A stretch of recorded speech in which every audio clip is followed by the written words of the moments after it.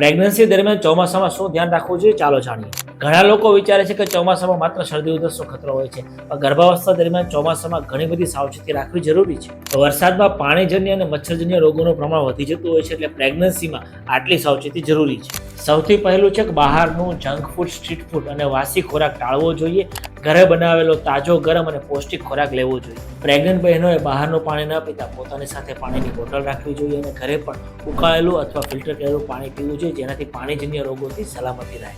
મચ્છરોથી બચવા ખાસ ધ્યાન રાખવું પડશે. ઘરની આજુબાજુ પાણી ન ભરાઈ રહે, આખા શરીર ઢંકાય એવા સુતરા કપડાં પહેરવા જોઈએ, યોગ્ય મચ્છરદાની વાપરવી અને રેપલરનો ઉપયોગ કરવો પડશે. ફળ અને શાકભાજી ધોઈને ખાવા જોઈએ. હાથ અને પગની સ્વચ્છતા જાળવવી જોઈએ અને નિયમિત તમારો ચેકઅપ કરાવતું રહેવું જોઈએ.